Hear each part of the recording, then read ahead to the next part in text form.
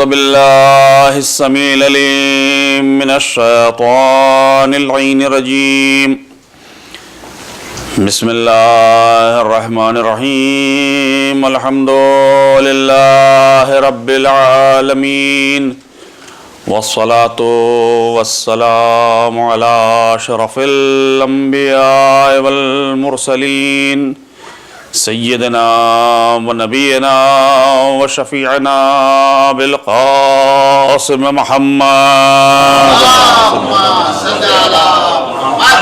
وآل بيته الطيبين الطاهرين الغر الميامين المعصومين واللعنة الله على أعدائهم أجمعين من يومنا هذا إلى يوم الدين أما بعد فقد قال الله سبحانه وتبارك وتعالى في كتابه المبين بسم الله الرحمن الرحيم ولا تحسبن الذين قتلوا في سبيل الله أمواتا بل أحياء عند ربهم يرزقون صلوات پڑھیے محمد وآل محمد۔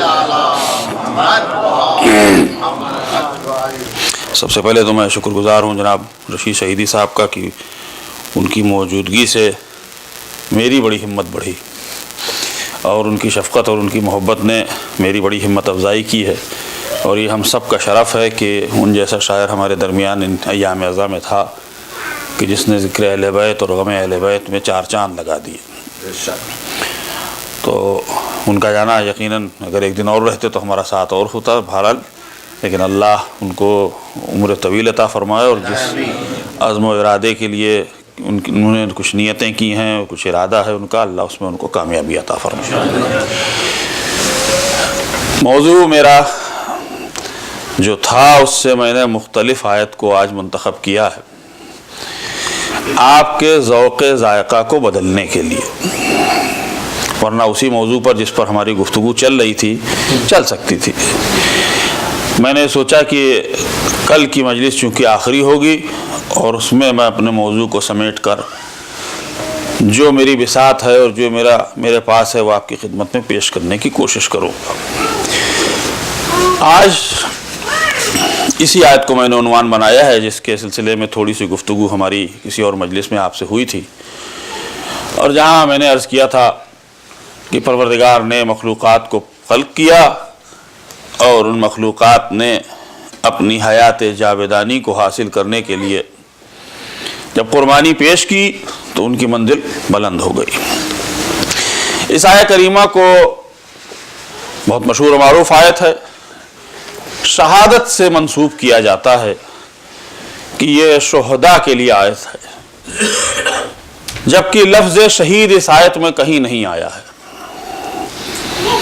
اس میں یہ کہا گیا ہے کہ وَلَا تَحْسَبَنَّ الَّذِينَ قُتِلُوا فِي سَبِيلِ اللَّهِ، ہرگز ہرگز ان لوگوں کو مردہ نہ سمجھنا کہ جو اللہ کی راہ میں قتل کر دیے گئے ہیں، بل احیاء عند ربہم یرزقون، بلکہ وہ زندہ ہیں اور اللہ سے اپنا رزق حاصل کرتے ہیں۔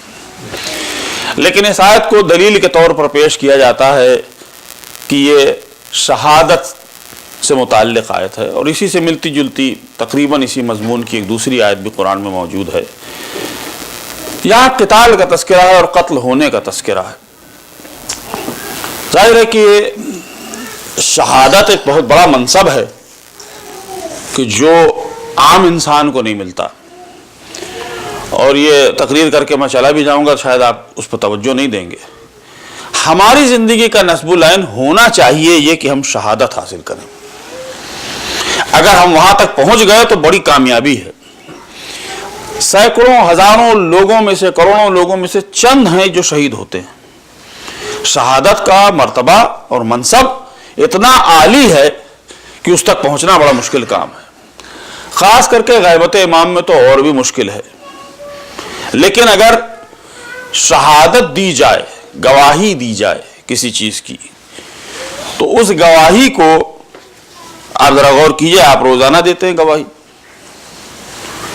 گواہ کی بڑی حیثیت ہے، گواہ کی بڑی عظمت ہے۔ اور دنیا کی عدالتوں میں جو گواہ جاتا ہے اس کے لیے بھی ان میں بھی مرتبے ہیں. ایک گواہ وہ ہے کہ جس نے واقعے کے بارے میں سنا اور مکمل معلومات نہیں رکھتا ہے. ایک گواہ وہ ہے کہ جو چشم دید گواہ ہے کہ جس کے سامنے کوئی واقعہ ہوا اور اس کی آنکھوں کے سامنے ہوا اور اس نے دیکھا.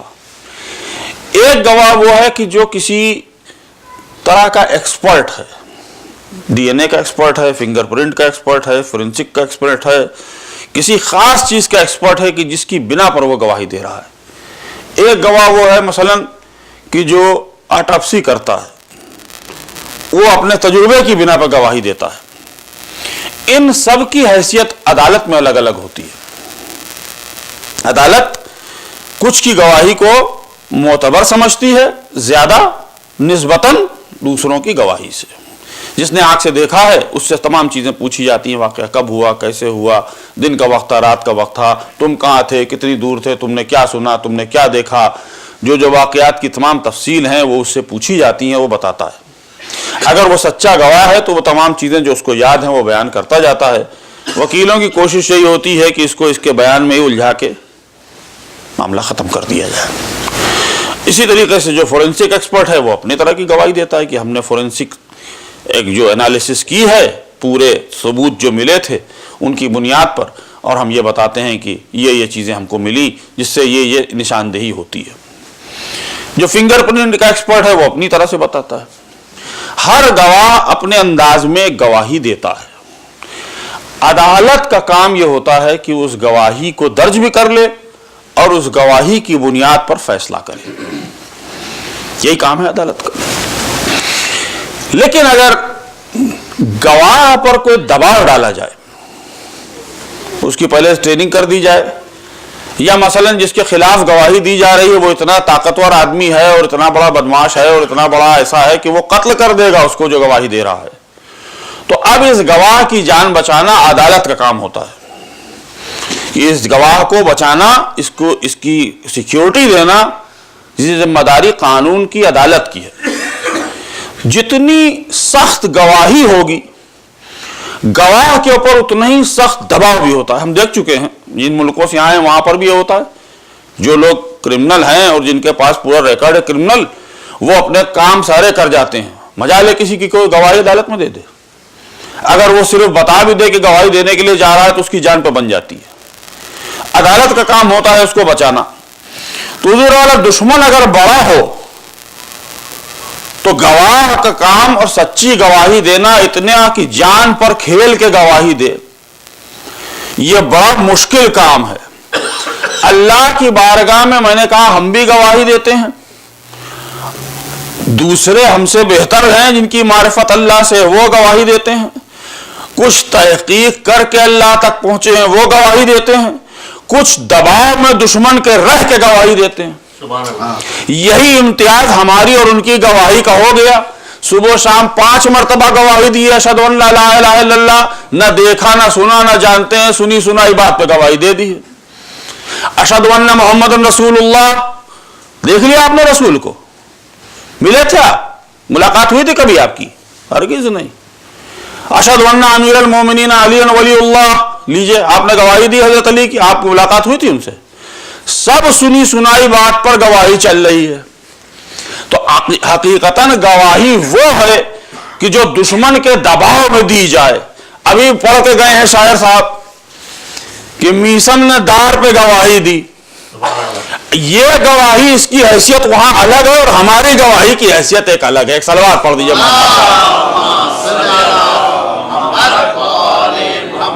ہماری گواہی کی کیا حیثیت ہے آپ سوچئے.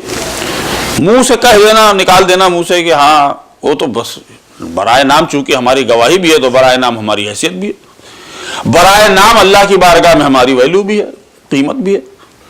جس نے ہمت کر کے اس عالم میں گواہی دی ہو کہ جو بہت ہی شدید رہا ہو, تو وہ گواہ ایسا گواہ ہے کہ یقیناً کہ اللہ کی بارگاہ میں بہت عظیم ہے. تو اللہ یہ کہہ رہا ہے کہ اگر تم فی سبیل اللہ جان دے رہے ہو, تو اصل میں فی سبیل اللہ جو جان دی جا رہی ہے وہ وہی گواہی تو ہے جو فی سبیل اللہ جان دلوا رہی ہے۔ اگر لا الہ الا اللہ کے لیے گواہی دی جا رہی ہے تو اب فی سبیل اللہ اگر اللہ کے نام پر گواہی دی گئی ہے تو یہ گواہی اتنی عظیم ہو جاتی ہے کہ بل احیاء عند ربہم یرزقون، کہ اب تم ایسا نہیں ہے اللہ کے مہمانوں وہاں کھانا کھلایا جا رہا ہے، تمہارے رزق وہاں دیا جا رہا ہے، تم ایسے ہو گئے ہو کہ اللہ کی بارگاہ میں مقرب ہو گئے ہو۔ صلوات پڑھ دیجیے دنیا کو جستجو ضرور ہے طول حیات کی، یہ تو اس میں تو دنیا لگی ہوئی ہے، اور دنیا کے اعتبار سے مردہ اور زندہ بھی الگ ہے۔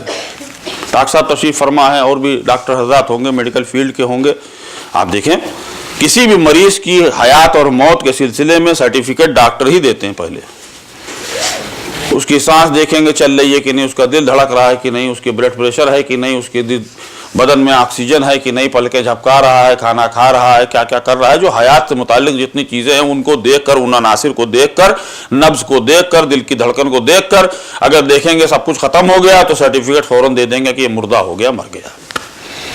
لیکن اگر دنیا کی نظر میں جسے ہم مردہ کہہ رہے ہیں تو دنیا کا سرٹیفکیٹ ملا ہوا ہے۔ جو دنیا کی نظر میں مردہ ہے اللہ کہہ رہا ہے کہ نہیں، ایسا بھی ہو سکتا ہے کہ دنیا کی نظر میں مردہ ہو ویسا ہی ہو جیسے سارے مردے ہوتے ہیں، لیکن حیات اللہ بخشنے والا ہے، خالق ہے موت اور حیات کا۔ تو تم لاکھ سرٹیفکیٹ دیتے رہو، بتاتے رہو کہ مر گیا، مرے ہوئے 100 سال ہو گئے یا 1400 سال ہو گئے، حیات دینے والا وہ ہے، وہ حیات عطا فرمائے گا، کوئی سرٹیفکیٹ کی یہاں ضرورت نہیں، وہ دے گا کہ یہ زندہ ہے اور ہماری بارگاہ میں موجود ہے۔ آپ سمجھ رہے ہیں اس بات کو؟ تو گواہی ایسی وہ دے کے گیا ہے کہ اللہ کو اتنی محبوب وہ گواہی ہو گئی ہے کہ اب یہ نہیں ہوتا کہ تمام حالات میں تو وہ کہتا ہے کہ ہمارے پاس آؤ تو پاک و طاہر آؤ، ہمارے پاس آؤ تو ایک خاص لباس میں آؤ، ہماری بارگاہ میں پہنچو تو ایک خاص انداز میں پہنچو۔ لیکن شہید کے لیے اس نے کہا ہے کہ اب اس کی ادا اتنی محبوب ہو گئی ہے کہ اس کے جسم کا ایک خون کا قطرہ جسے وہ نجس سمجھتا ہے اور واقعی نجس ہے، لیکن شہید کے لیے وہ اتنا پاک ہے اور اللہ کی بارگاہ میں اتنا پاک ہے کہ جیسا جسم ہے ویسے ہی بھیج دو۔ معلوم ہوا کہ محبوب کو کی ادا کے اوپر اللہ نے یہ انتظام کیا ہوا ہے کہ ہمیں اسی حالت میں ہمارے پاس بھیج دو، ہم نہیں چاہتے کہ اس کی حالت بدلے۔ تو گواہی اتنی عظیم اس کی ہو جاتی ہے کہ انسان کہاں سے کہاں پہنچ جاتا ہے۔ اب یہ حیات جاویدانی اللہ دے رہا ہے۔ تو اب گواہوں میں بھی جیسا میں نے عرض کیا نا کہ ہماری اور ہما شما کی گواہی ایک گواہی معمولی گواہی ہے۔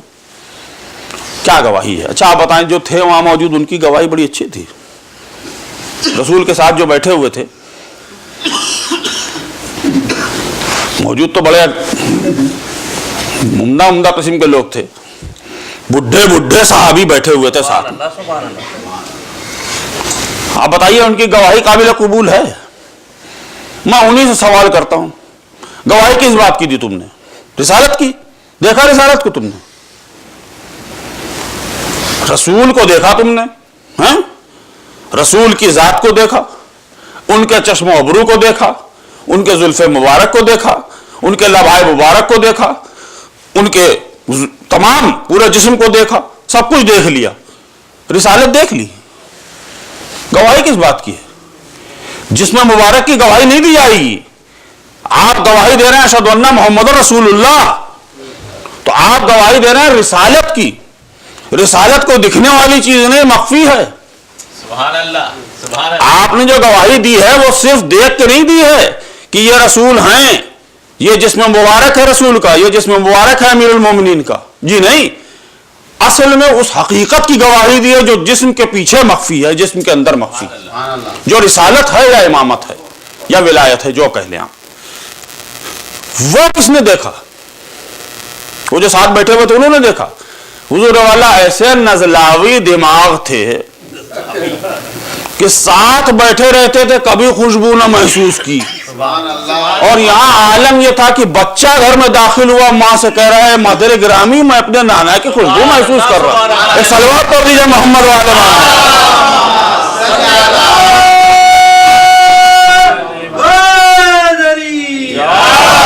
آپ ذرا اندازہ کیجئے اس بات کا کہ بچہ آ کے کہہ رہا ہے کہ مادے، اور ایک نہیں، جو ایک کہہ رہا ہے وہی دوسرا کہہ رہا ہے، وہ بزرگ بھی کہہ رہا ہے گھر کا. سبحان اللہ. معلوم ہے کہ مانوس اتنے تھے اس خوشبو سے یہ لوگ. اور یہ نزلاوی دین بیٹھے رہتے تھے اتنا کہ بھرے ہوئے ہیں پورے کمرے میں، کھوے سے کھوا مل رہا ہے بھائی. وہ تو کہیے کہ آئے نجوہ آ گئی تو ذرا سناٹا ہوا ہے. ایک صلوات پڑھیے محمد والے.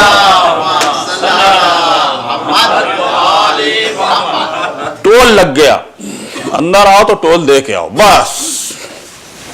تو کمال ہی ہو گیا بھائی. ذرا سا 1 3 4 دن کی 10 دن کی بات تھی، کوئی بڑا مسئلہ نہیں تھا. اللہ نے کہا تم آتے ہو، آ کر کے بات کرنا چاہ رہے ہو، الگ علیحدہ بات کرنا چاہ رہے ہو، صدقہ نکال کے جاؤ. اب بتائیے صدقہ دینے میں کیا مشکل ہے؟ اور صدقہ بھی اللہ نے کوئی قیمت طے نہیں کی تھی کہ اتنا منیمم ٹول دینا ہے آپ کو. تو عادت پڑی ہوئی ہے کہ نان ٹول روڈ پہ جانے کی. اب تک آتے تھے آرام سے بیٹھ جاتے تھے، جہاں سمجھ میں آیا وہ کودتے پھاندتے آتے تھے. کتنے واقعات آپ نے سنے ہیں. سبحان اللہ. بیٹھنے کے بھی کیا کیا انداز ہوتے تھے، میں اس کی ڈیٹیل میں نہیں جا سکتا ہوں. آگے بیٹھ جاتے تھے،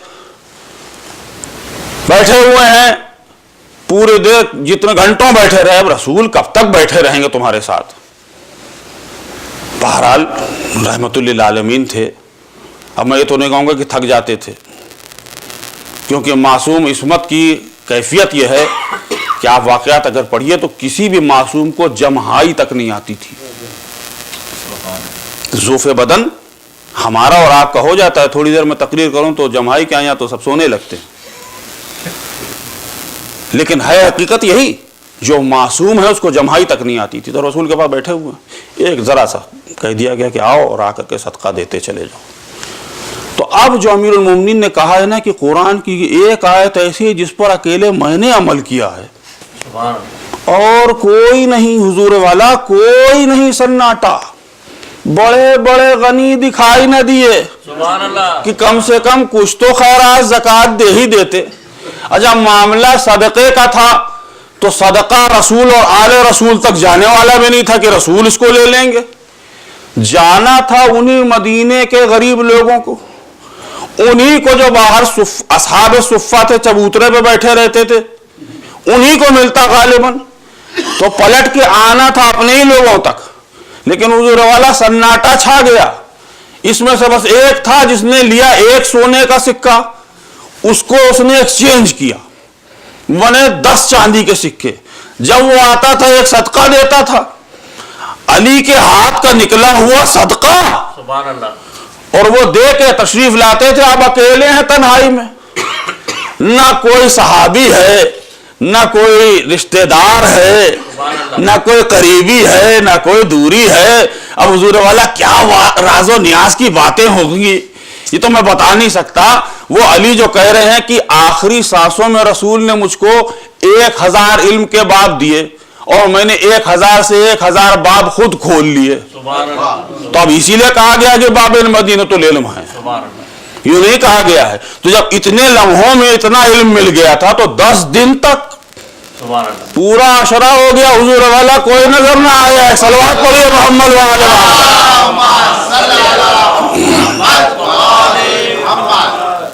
گئے تھے ملنے کے لیے زمانے میں بعد رسول، اور کیا کہا جائے، اویس قرنی سے ملاقات ہو گئی. اویس قرنی رسول کا وہ صحابی ہے کہ جس کے لیے پیغمبر اکرم نے فرمایا، صحابی تو نہیں تابعی ہے وہ، کیونکہ ملاقات ہو نہ سکی. اشتیاق بہت تھا رسول سے ملاقات کا. قرن میں رہتے تھے، یمن.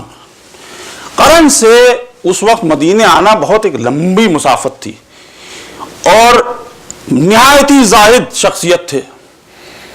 کیفیت یہ تھی کہ ایک رات پوری ان کے لیے معین تھی کہ آج کی رات رکوع میں گزر جائے گی، کل کی رات سجدے میں گزر جائے گی.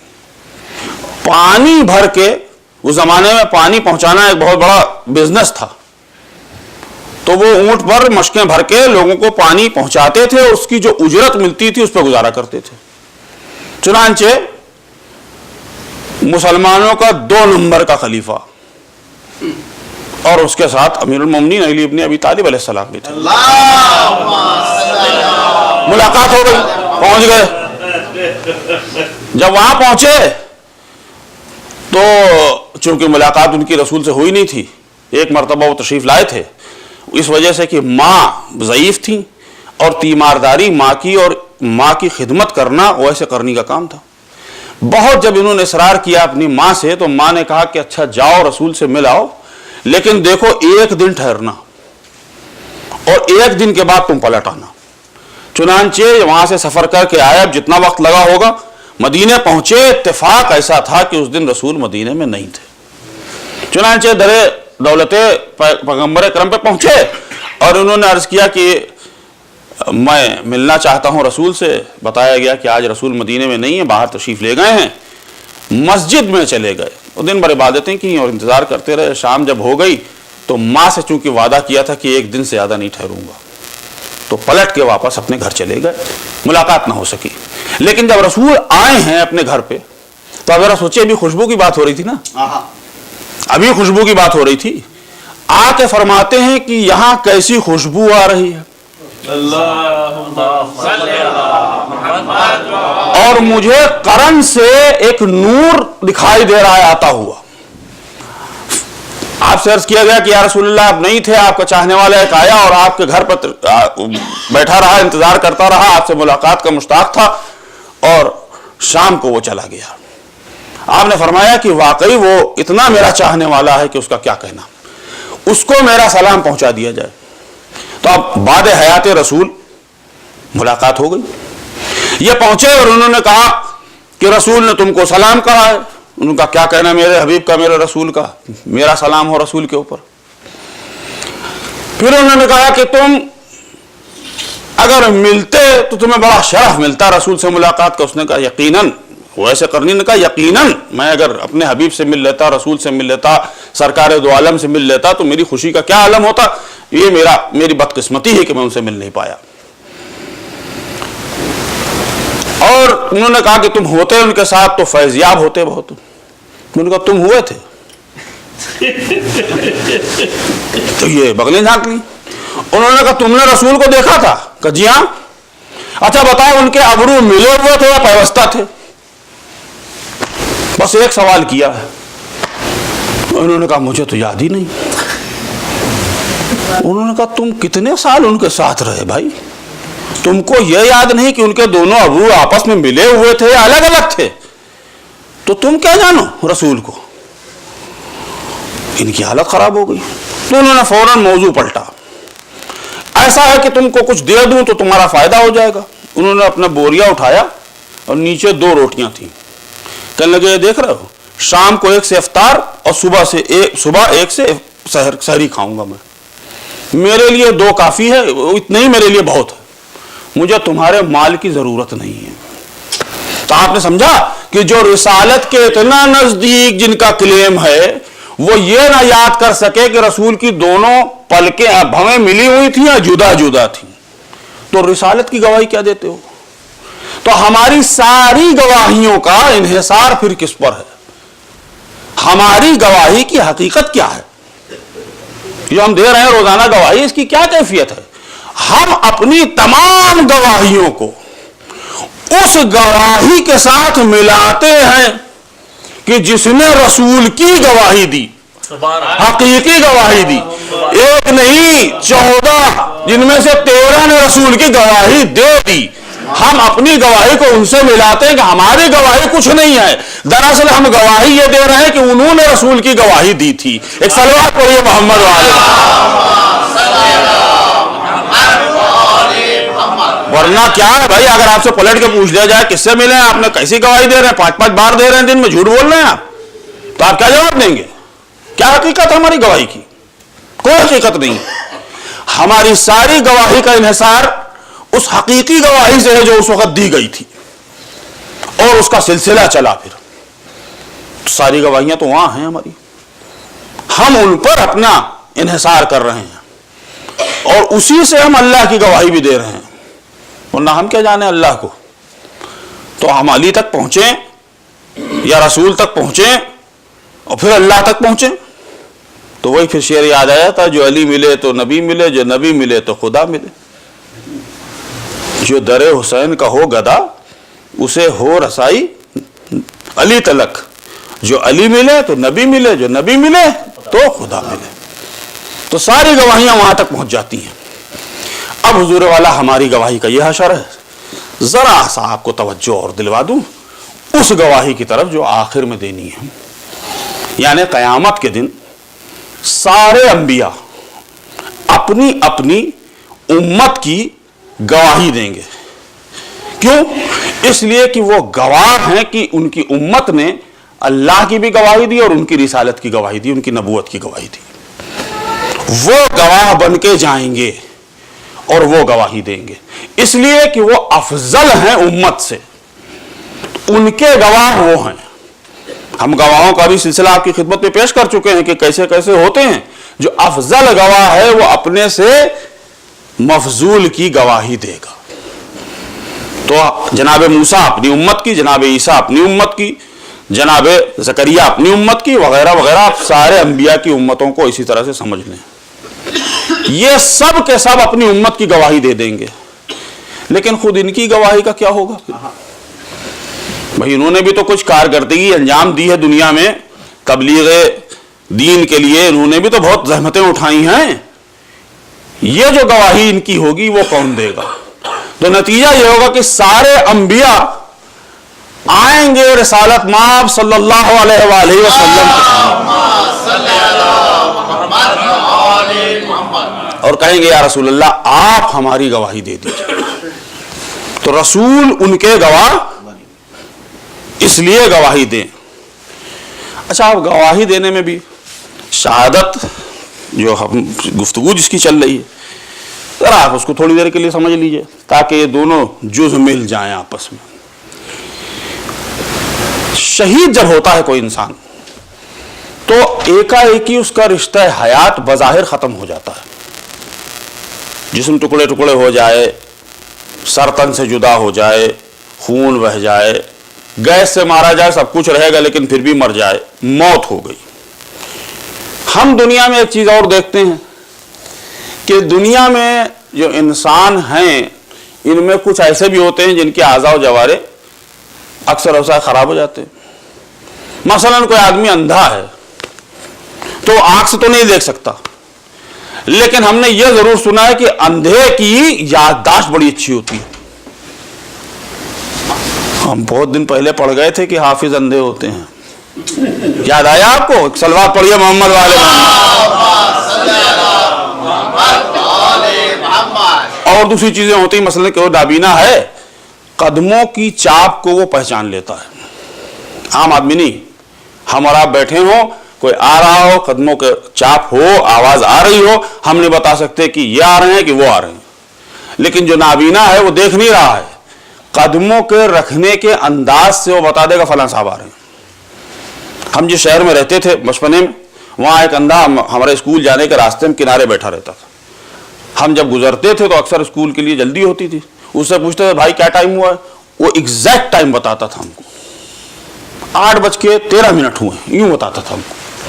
تو آپ دیکھیے کہ اس کی ایک نعمت اللہ نے سلب کی ہے یا چلی گئی ہے، لیکن دوسری کوئی چیز بہت زیادہ بلند ہو گئی ہے. ہم نعمت کے سلسلے میں، اس تضاد کے سلسلے میں، اس تمیز کے سلسلے میں، ڈسپیرٹی کے سلسلے میں پورا اشرا آپ کی خدمت میں پیش کر چکے ہیں.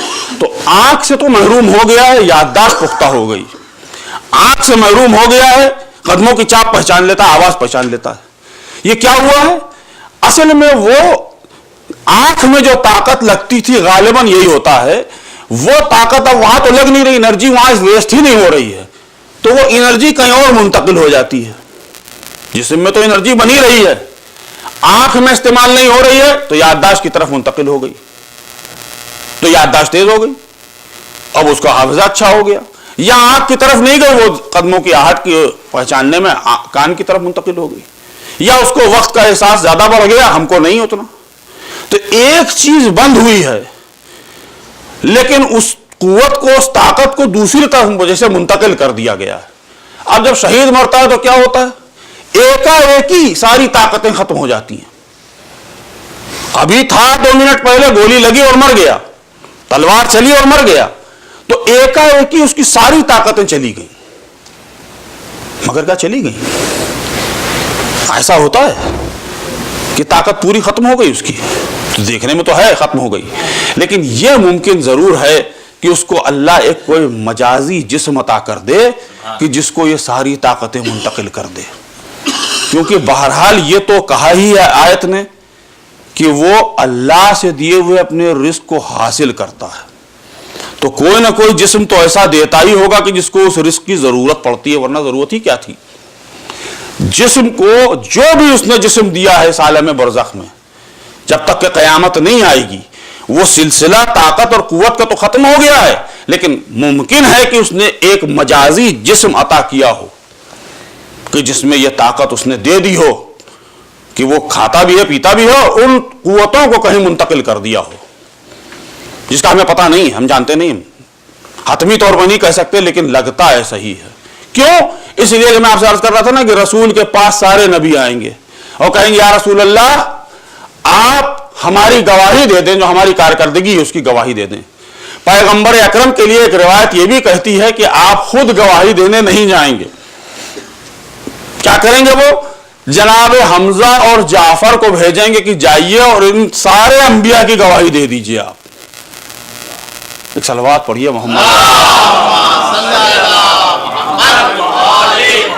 عجیب بات ہے، پروردگار جناب رسول خدا صلی اللہ علیہ وآلہ وسلم آپ کی ذات کے لیے تو ہمیں معلوم ہے کہ آپ سب سے پہلے خلق کیے گئے تھے، اور اس کے بعد سے تمام انبیاء آئے اور ان کی کارکردگی کے آپ گواہ بن سکتے ہیں، کیونکہ آپ موجود تھے، چشم دید گواہ تھے، آپ کے سامنے سارے کام انہوں نے انجام دیے ہیں، ساری خدمتیں انہوں نے انجام دی ہیں، آپ کی گواہی بالکل درست ہوگی اور ہونا بھی یہ چاہیے۔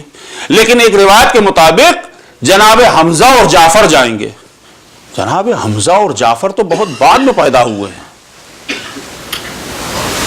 پیغمبر کا دور ہے اس دنیا میں آنے کا، یعنی اس دور میں بالکل آخر میں گواہی کس کی دیں گے؟ جناب موسیٰ کی اور جناب عیسیٰ کی اور جناب ہارون کی اور جناب زکریا کی اور جناب یحییٰ کی کارکردگی کی گواہی جناب حمزہ اور جعفر۔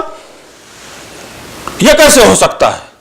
تو بس یہ ایسا ہی ہو سکتا ہے کہ ایک عالی مقام اللہ نے ان کو ایسا عطا کیا ہے کہ ماضی ان کے لیے بالکل سامنے آ جائے گا، یعنی وہ مجازی جسم جو عطا کیا ہے اللہ نے شہید کو، اس کو یہ قوت حاصل ہوگی کہ ماضی کو وہ حال میں دیکھ لے گا۔ ایک صلوات پڑھ دیجیے محمد۔ جو انہوں نے کارکردگی کی ہے وہ اسے دکھائی دے گا۔ اس کی کیفیت ویسے ہی ہے کہ جیسے آپ اس کمرے میں بیٹھے ہیں اور ہماری نظر جہاں تک جاتی ہے وہی دیکھتے ہیں۔ ہم اس کمرے میں اگر بیٹھے ہوں تو ہم بہت سے بہت اس کمرے کے چاروں طرف سب کچھ دیکھ لیں گے، لیکن ذرا سا آپ کو بلندی عطا کر دی جائے تو آپ اگر تھوڑا سا اوپر چلے جائیں ہیلی کاپٹر میں بیٹھ کے تو پورا گھر دیکھ لیں گے، اور اوپر چلے جائیں تو پورا شہر دیکھ لیں گے، مزید آپ کو بلندی مل جائے تو ہو سکتا ہے پورا ملک دیکھ لیں۔ آپ جو اسپیس اسٹیشن پہ گئے ہوئے ہیں پوری دنیا کو دیکھ لیتے ہیں۔ تو جیسے جیسے بلندی ہوتی جاتی ہے ویسے ہی سب کچھ دکھائی دینے لگتا ہے، تو ماننا پڑے گا ان شہداء کو اللہ نے وہ بلندی عطا کی ہے کہ اس بلندی پر پہنچ کر موسیٰ کی کارکردگی کو بھی دیکھ لیں گے، آدم کی کارکردگی کو بھی دیکھ لیں گے۔ صلوات پڑھ دیجیے محمد والے محمد۔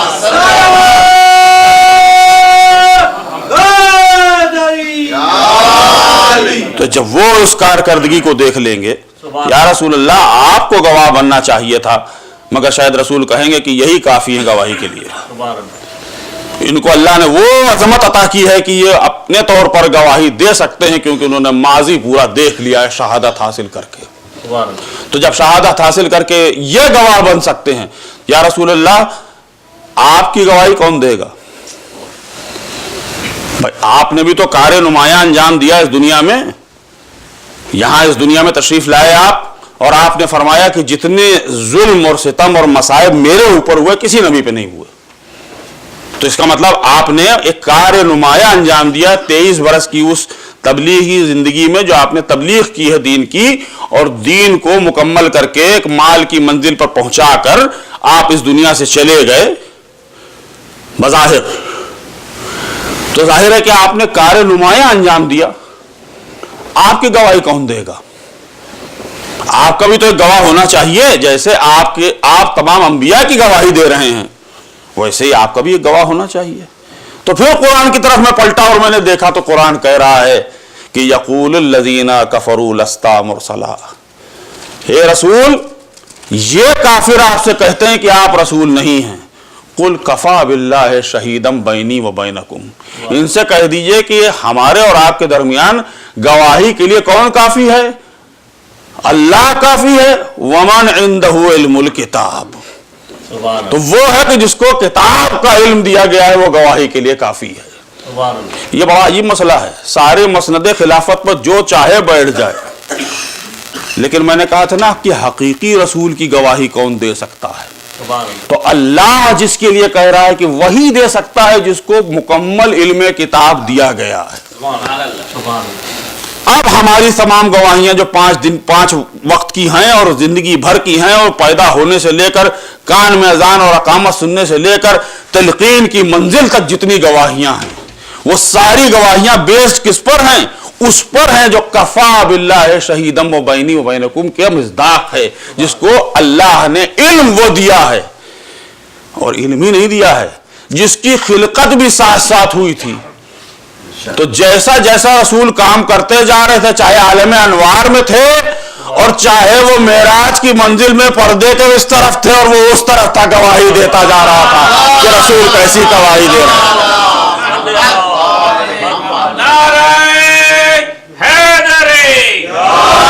علی سب کی گواہی دے دیں گے، چونکہ علی اگر رسول کی گواہی دے رہے ہیں اور رسول سب کی گواہی دے رہے ہیں تو علی سب کے گواہ بن گئے۔ تو آپ نہ کہنا کہ مرتے وقت کیوں نہیں آئے اور آئے نہیں، آئیں گے، ہر ایک کے لیے گواہی وہی دے کے جائیں گے جب مرے گا کوئی انسان دنیا سے جائے گا۔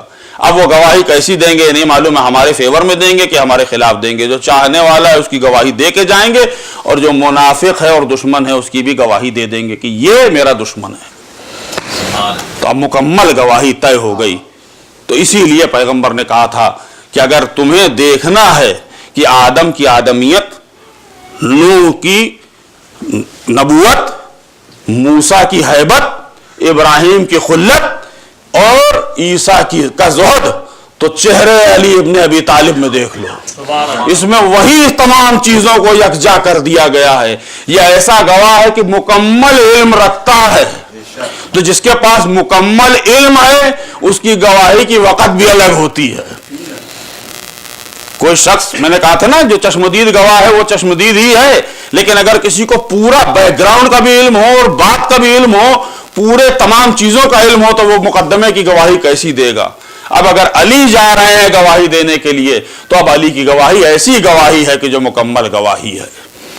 اب دنیا سوچے کہ کسی مقدمے میں اگر علی نے گواہی دی ہے اور قابل قبول نہیں تھی تو وہ گواہی کیسی تھی علی کی، اور انکار کرنے والا کیسا تھا کہ جس نے ان کی گواہی کو نہ مانا، جس پر پوری کائنات کی گواہی کا انحصار ہے۔ اب آپ کو اندازہ ہوگا کہ کیسا گواہ۔ تو اب ہم جتنا کہتے ہیں اشہد ان محمد رسول اللہ، تو دل کھول کے اسی لیے کہتے ہیں۔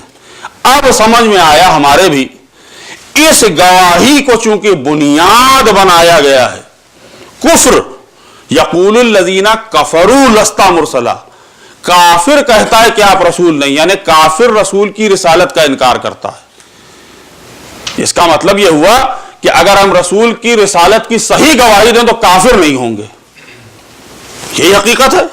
ورنہ اگر اللہ کے لیے صرف کہیں کہ لا الہ الا اللہ تو ہم صرف موحد ہو جائیں گے، اللہ کو مانتے ہیں اور کسی کو نہیں مانتے، مسلمان نہیں ہوں گے۔ مسلمان تب ہوں گے جب ہم رسول کی گواہی بھی دے دیں۔ اتنا جب ہو جاتا ہے تو یقین کیجئے دل سے آواز نکلتی ہے علی ولی اللہ، جس کے صدقے میں مسلمان ہوئے اس کی گواہی دے کے پھر ایمان بھی حاصل کر لیتے ہیں۔ ایک صلوات پڑھ لیجیے محمد و آل محمد۔ اب جتنی سخت منزل ہو گواہی کی اتنا گواہ اچھا ہے۔ علی گئے تھے گواہی دینے کے لیے، کب گئے تھے؟ آپ فرماتے ہیں کہ جب مجھے سورہ لے کے پیغمبر نے بھیجا تو ایک صاحب کو پہلے بھیج دیا تھا اور وہ ہاف وے بھی شاید نہیں پہنچے تھے کہ ان کی ریکال آ گئی۔ تو ایک صلوات پڑھ دیے محمد و آل محمد۔ وہ سمجھے کہ کوئی اور آیت ہمارے لیے آ گئی ہے۔ انسان بڑے اپنے بارے میں بڑے بڑے خیالات رکھتا ہے۔ کیا ہوا خیریت؟ ان کا بس آپ جائیے، آپ کو بھیج دیا گیا واپس، یہ سورہ مجھے دے دیجئے، اور لے کے گئے۔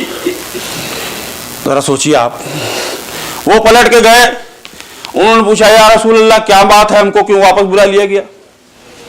آپ نے فرمایا کہ میرے اوپر وحی آئی ہے، اور وحی یہ ہے کہ یا تو آپ اس کو پہنچائیے یا آپ میں سے ہی کوئی مرد ہو، رجلم منہم، اللہ اکبر۔ مسئلہ بڑا عجیب و غریب ہے کہ منیت کی منزل بھی ہو اور مرد بھی ہو۔ استغفر اللہ، میں اب آگے تو کچھ کہوں گا نہیں، تشریح آپ لوگ خود کرتے چلے جائیے گا، ہمارے مومنین کے ذہن بڑے تیز ہوتے ہیں۔ صلوات پڑھ لیجیے محمد والے۔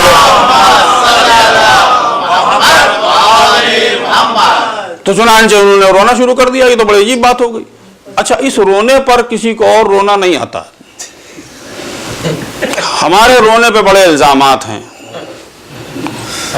رونا الگ الگ طریقے کا ہے، یہ ہمارا ناکامی والا رونا نہیں ہے۔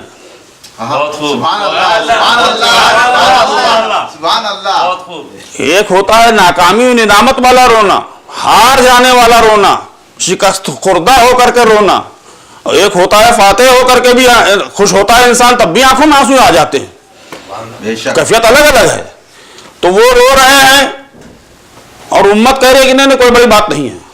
اچھا ہوگی بھائی آپ کے لیے، لیکن ذرا آپ سوچئے کہ ایک ایسا موقع تھا کہ کفار کا پورا گروہ مکے میں بیٹھا ہوا تھا، وہ جس نے تہیہ کر رکھا تھا کہ یا تو رسول کو پہلی پریفرنس ان کی تھی کہ رسول کا قتل کر دیں، اور اگر نہ ہو تو علی کو تو کم سے کم قتل کر ہی دیں۔ یہ مرد مجاہد ایسا گیا ہے۔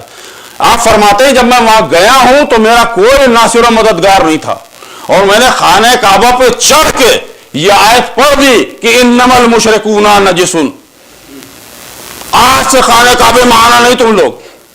ذرا سوچئے ہمت علی کی کہ گواہی کہاں دے رہے ہیں علی، کہ ان کے درمیان دے رہے ہیں، تو گواہ جب ایسا ہوتا ہے تو اس کی گواہی کی ویلیو بھی الگ ہو جاتی ہے، پھر وہ کسی سے ڈرتا نہیں ہے، تو جس عالم میں ہوتا ہے گواہی دیتا ہے، چاہے میدان ہو اور چاہے بستر ہو اور چاہے خلوت ہو، چاہے حضر ہو، چاہے کچھ ہو، وہ گواہی دیا جاتا ہے۔ حد تو یہ ہے کہ جب قلم سے لکھ رہا تھا رسول نے کہا کاٹ دو، کہا نہیں یہ گواہی میں دے چکا ہوں یا رسول اللہ، کاٹ نہیں سکتا اپنے ہاتھ سے، آپ نے بڑھ کے خود کاٹا۔ انہوں نے کہا آپ جو کیجئے میں نے تو گواہی دے دی ہے۔ ایک صلوات پڑھیے محمد والے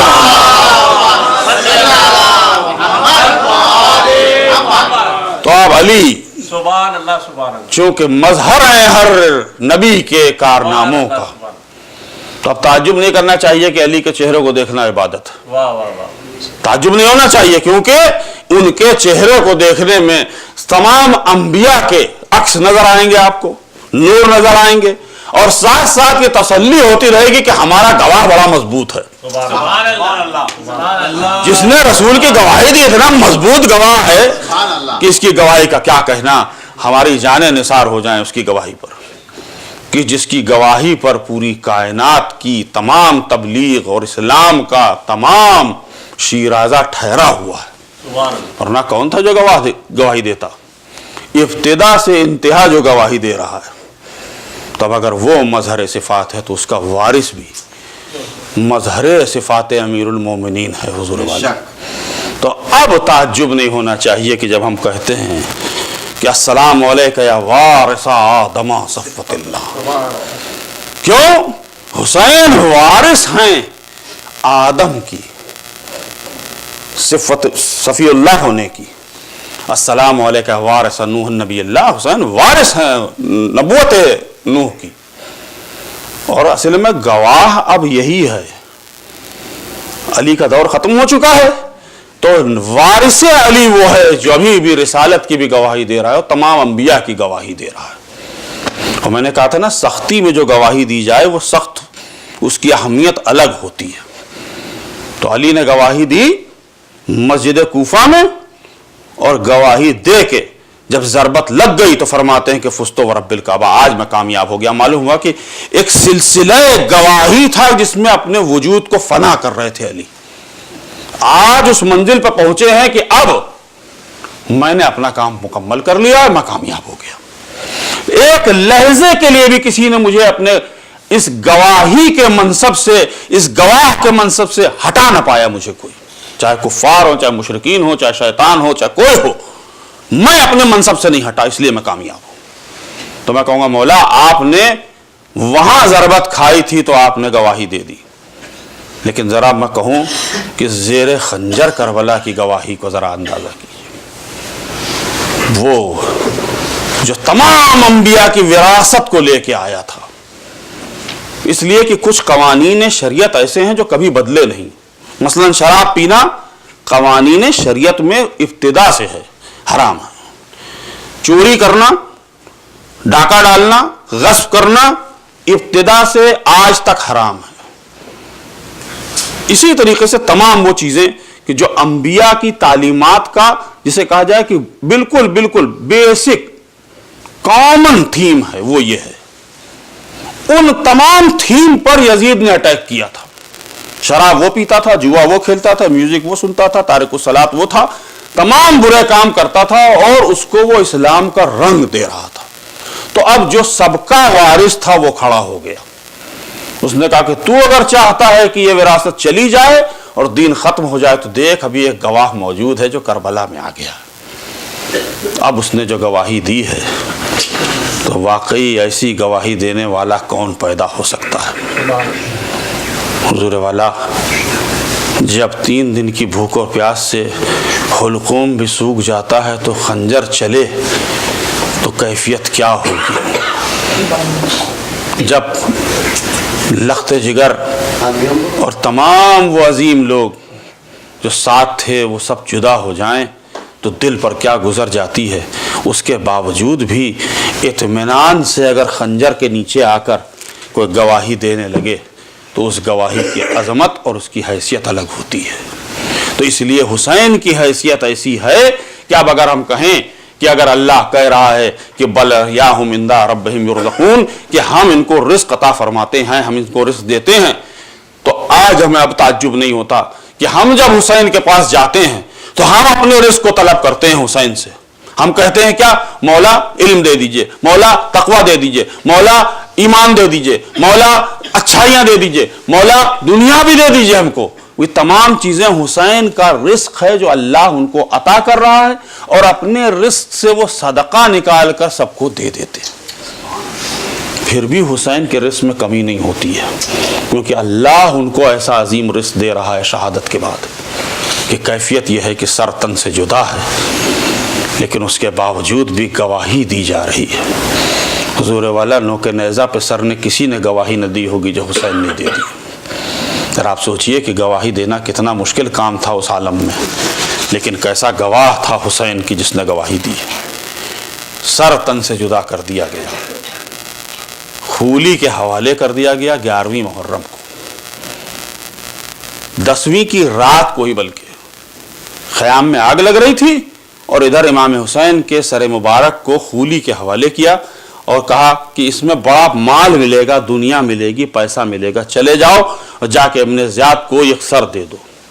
چنانچہ وہ رات کو ہی کربلا سے گھوڑے پر سوار ہو کے چلا ہے اور سر امام حسین کو اپنے ساتھ لے کے چلا ہے۔ امام حسین کا سر کوفے پہنچا ہے۔ جب وہ کوفے سے ایک منزل دور اس کا گھر تھا، کوفے میں داخل نہیں ہوا، وہ رات ہو چکی تھی۔ اس نے کہا اس وقت ابن زیاد کو جگاؤں گا نہیں، میں اپنے گھر پر رک جاتا ہوں اور صبح ہوتے ہی میں سیدھے جا کر دربار میں سر امام حسین کو پیش کروں گا اور انعام حاصل کروں گا۔ اس کی 2 بیویاں تھیں، ایک محب اہل بیت تھی۔ چنانچہ اس نے سر کو لیا، اپنی زوجہ سے بتایا نہیں، اور تنور میں سر کو رکھ دیا۔ ذرا سوچئے امام حسین علیہ السلام، ارے کیا انقلاب آیا مولا صبح سے۔ کہا آپ صبح کی نماز میں یہی سر سجدہ خالق میں رکھ رہے تھے، اور آج عاشور کی رات ہوئی ہے مولا، اور آپ کا سر تنور میں پہنچ گیا۔ اللہ اکبر۔ وہاں رکھ دیا، اور اس کے بعد یہ آرام کرنے کے لیے سو گیا۔ اس کی وہ زوجہ जो थी वो नमाज शब की पाबंद थी। वो कहती है मैं जब रात में उठी हूँ नमाज शब पढ़ने के लिए तो मुझे लगा कि मेरा घर एकदम रोशन हो गया है, इतना नूर मेरे घर में है कि मैं समझ न पाई। मैं जानती थी कि मैंने शमा को और तमाम चीज़ों को गुल कर दिया है और मैं फिर से जलाना चाहती थी, लेकिन इतना नूर देख के मैं हैरान हो गई। मैं उस नूर के ताक़ुब में चलती चलती वहाँ पहुँच गई कि जहाँ सर इमाम हुसैन था, तनूर से नूर साते हो रहा था जो आसमान तक जा रहा था, एक सुतून की शक्ल बन गई थी। मैंने देखा कि उसके अंदर कोई चीज है। अभी मैं उसको देख ही रही थी कि मैंने देखा कि चंद बीबियां आ गई हैं फलक से, जो स्याह लिबास पहने हुए हैं, और उनके बैन और गिरिये ने मुझे परेशान कर दिया। उनमें से एक बीबी आगे बढ़ी, उसने तनूर को खोला और एक मर्तबा देख के कहती है मेरे लाल, अरे तूने वो कुर्बानी अता की है कि माँ तेरे सदके हो जाए। फिर उसके बाद एक मर्तबा हाथ बढ़ा करके उन्होंने सरे मुबारक को अपने गोद में लिया, आगोश में लेकर अपनी ही रिदा से उसको पोछना शुरू कर दिया। ए मेरे बेटे, तेरे सर पे खास खाशाक लग गया है, धूल लग गई है, ला मैं तेरे खून को साफ कर दूं। और उनके साथ जो बीबियां थी उन्होंने गिरिया करना शुरू किया।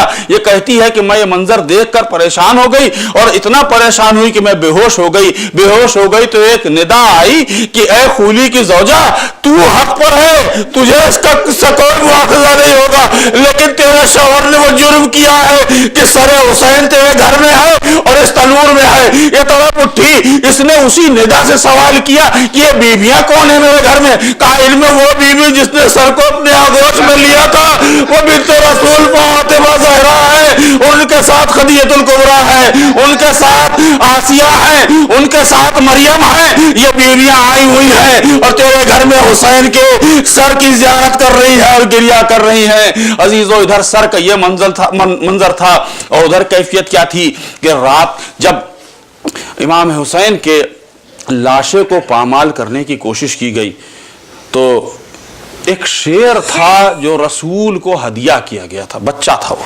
अबुल हारिस उसका नाम था। पैगंबर उसको घर पे लाए और हुसैन को वो हदिया कर दिया था। हुसैन उससे खेलते थे बचपने में। जब वो शेर बड़ा होने लगा तो लोगों को परेशानी हुई, मदीने वालों को, और उन्होंने शिकायत की कि या रसूल अल्लाह, इसकी वजह से हम आपके पास आ नहीं पाते हैं, इससे खौफ होता है हमें। तो पैगंबर ने कहा कि अच्छा तू चला जा जंगल में और अपनी जिंदगी गुजार, लेकिन देख मेरे हुसैन का ख्याल रखना। वो जंगल में रहा पूरी जिंदगी। जब हुसैन मदीने से चले हैं तो वो जंगल साथ चल रहा था हुसैन के। होते होते करबला पहुंच गया। जब करबला पहुंचा है, इमाम ने उससे कहा कि तू चला जा, देख असर आशूर आ जाना। वो चला गया, शेर छोड़ के चला गया।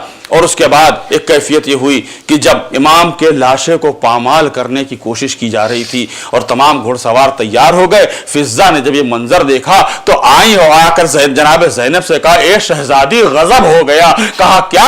कहा शहजादे के लाशे को पामाल किया जाएगा, आप हुक्म दें तो मैं उस शेर को बुला लूं। कहा हाँ बुला लो। उसको बुलाया गया, फिजा ने निकल के आवाज दी, लेकिन शायद इतने हंगाम में आवाज वहां तक ना पहुंच सकी, वो ना आ सका, तो वो गुजर गया वक्त। इमाम का लाशा पामाल कर दिया गया। लेकिन बनी असद का एक शख्स कहता है कि 11वीं मुहर्रम को मैं पानी भरने के लिए गया तो मेरे मशाम में ऐसी खुशबू आ रही थी कि मैं परेशान हो गया।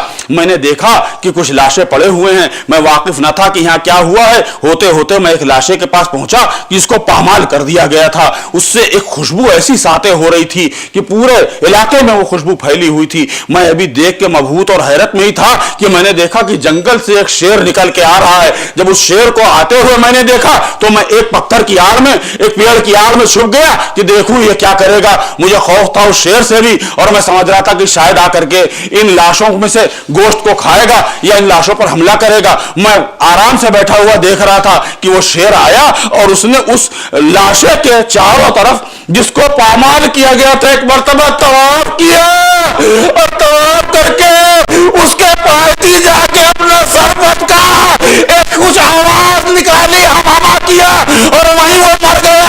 जब वो मर गया मैं इंतजार करता रहा। थोड़ी देर دیر کے بعد میں نکل کے آیا، جب مجھے یہ یقین ہو گیا کہ یہ مر گیا ہے تو میں نے کہا یہ جب واقعہ ہو گیا، شیر آیا اور آ کے مر گیا ہے، میں نے اسی لاشے کو قسم دی کہ تم کون ہو اور یہ شیر کون ہے؟ کہا کہ تم نے نہیں پہچانا، میں تمہارا امام حسین ہوں، ارے یہ میرے بچپنے کا شیر میرا دوست ہے۔ رسول نے کہا تھا میری عبادت کرنا، یہ نہ کر سکا، جب میری لاش پامال ہو گئی یہ میری لاش پر آیا، میں نے اس سے کہا کہ اچھا میری لاش پامال ہو گئی ہے کوئی بات نہیں ہے، دیکھ میری بہن کے ساتھ چلا جا اور بہن کا خیال رکھنا۔ یہ گیا ہے ساتھ میں بہن کے، در کوفہ پر پہنچ کے پلٹ کے آیا اور ابھی آ کے اس نے کہا ہے اے فرزند رسول، ارے آپ کے نانا کی امت کا کیا کہا جائے، آپ کی بہن کو سربراہ کوفے میں لے جا رہے ہیں، فرزند رسول یہ منظر میں نہ دیکھ سکوں گا۔ اس نے اپنا سر پٹکا اور اپنی جان دے دی۔ ارے جب جانور کی کیفیت یہ ہے، سید سجاد سے پوچھئے پوپی اماں کے سر پر چادر نہ ہو، بہنوں کے سر پر چادر نہ ہو، داخلہ کوفہ ہے، سروں کو قریب لاؤ اور اس کے بعد ایک شور ہو اور کہا جائے کہ یہ باغیوں کا استغفر اللہ قافلہ ہے، دیکھو اس میں زینب ہے، ان میں کلثوم ہے اور یہ رباب ہے اور یہ سکینہ ہے، ذرا کلیجہ سید سجاد کا، ارے کیا کہنا آپ کے صبر کا مولا۔ التماس دعا ولا لعنت اللہ لقوم الظالمین وسلام الذین ظلموا ایام منقلبا ینقلبون انا للہ وانا الیہ راجعون۔ پروردگار ہماری اس عبادت کو قبول فرما، پالنے والے ہمارے گناہ کبیرہ اور صغیرہ کو معاف کر دے، پالنے والے اس ایام اعضاء میں ہم نے جو عزا کی ہے اس کو اپنی بارگاہ میں قابل قبول بنا دے، پالنے والے اس میں ہم سے اگر کوئی غلطی ہوئی ہے، کوئی گناہ ہوا ہے، ہم سے کوئی بھی سہو نسیان ہو گیا ہے، اس کو تو بحق حسین ابن علی معاف فرما۔ پالنے والے ان ایام میں تجھ سے دعا کی جاتی ہے تو فوراً سن لیتا ہے، تمام مومنین کی جو حاجات ہیں ان کو سن لے، ہم سب کو زیارت مظلوم کربلا کا شرف عطا فرما، ہم سب کو قبر امیر المومنین اور امام حسین علیہ السلام اور تمام ائمہ کی قبروں تک پہنچا دے، پالنے والے شہزادی کے روضے کی حفاظت فرما، جناب سکینہ اور رقیہ کے روضے کی حفاظت فرما، دشمنان دین کو نیست و نابود کر دے، پرچم حق کو سر بلند کر دے، حضرت کے ظہور میں تعجیل فرما، ہم کو ان کے اعوان و انصار میں شمار فرما، ہماری نئی نسلوں کو بھی یہی توفیق عطا فرما۔ ربنا تقبل منا انک انت السمیع العلیم۔